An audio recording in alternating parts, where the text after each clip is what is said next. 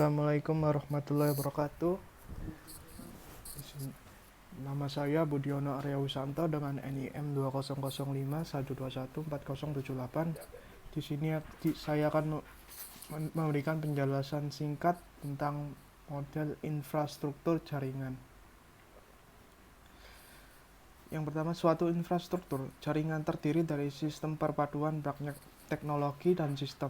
Sebagai administrator jaringan, Anda harus mumpuni dalam menguasai teknologi terkait agar nantinya infrastruktur jaringan Anda bisa dipelihara dengan mudah, disupport dengan baik, dan memudahkan dalam troubleshooting jika terjadi sesuatu masalah, baik itu berupa masalah kecil sampai ambruknya sistem jaringan Anda secara global. Yang kedua, fisik dan logikal. Suatu infrastruktur jaringan adalah sekumpulan komponen-komponen fisikal dan logikal yang memberikan pondasi konektivitas, keamanan, routing, manajemen, akses, dan berbagai macam fitur integral jaringan. Misalkan, jika jaringan kita terhubung internet, maka kita akan lebih banyak memakai protokol TCP atau IP, suite yang merupakan protokol paling banyak dipakai pada jaringan, baik pada jaringan berskala kecil di rumahan sampai jaringan global internet. Yang ketiga, infrastruktur fisik. Suatu infrastruktur fisik, sesuai dengan namanya fisik, maka akan banyak berhubungan dengan komponen fisik suatu jaringan.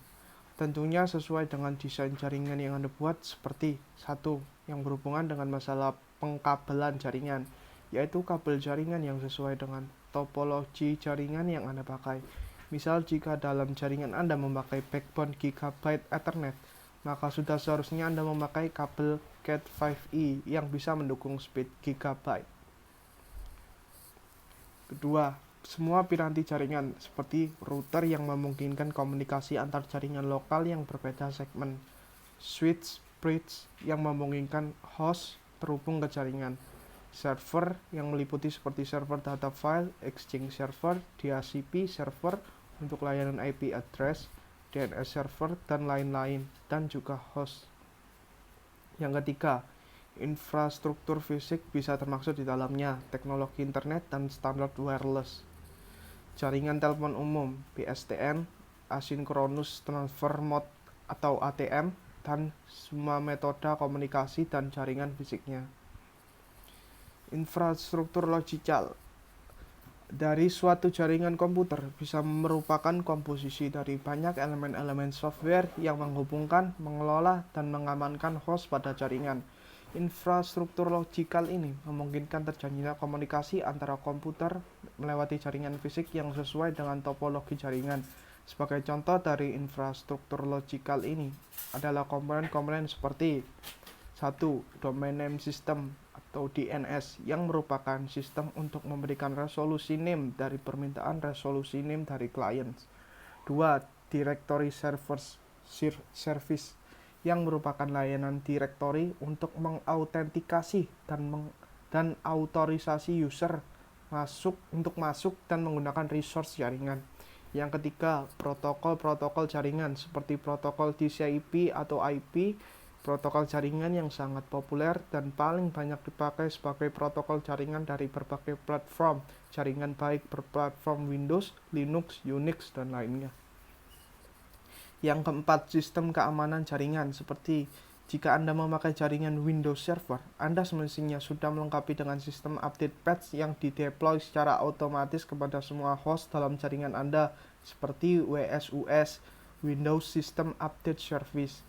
Sistem keamanan terhadap virus. Kalau untuk kepentingan jaringan yang besar, Anda sudah seharusnya membangun suatu sistem antivirus corporate edition, di mana semua klien akan terhubung ke server ini untuk download signature data secara otomatis.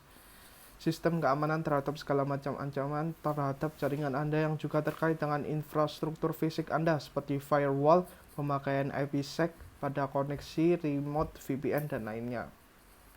Segala macam policy dan guidelines dari corporate tentang pemakaian resource jaringan juga tidak kalah pentingnya. Misal policy tentang pemakaian email dalam company yang tidak atau mengurangi untuk pemakaian pribadi, seperti mailing list yang bisa memungkinkan banyak email spam dalam sistem Exchange Anda. Yang kelima, software klien penghubung ke server dan lain-lain. Setelah terbentuknya jaringan infrastruktur logikal ini, Anda sebagai administrator perlu mempunyai pengetahuan untuk bisa memahami segala aspek teknologi yang terlibat di dalamnya. Seperti Anda harus bisa membuat desain IP address untuk bisa diimplementasikan berdasarkan jaringan fisik yang ada. Bagaimana Anda akan memberikan IP address sebagai identitas masing-masing host pada jaringan?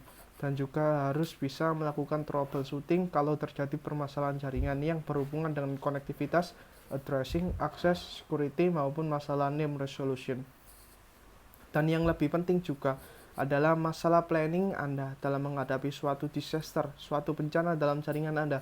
Bagaimana Anda menyiapkan terjadinya suatu disaster, dan bagaimana Anda akan melakukan restorasi kalau disaster itu benar-benar terjadi dan menyebabkan sistem Anda ambruk.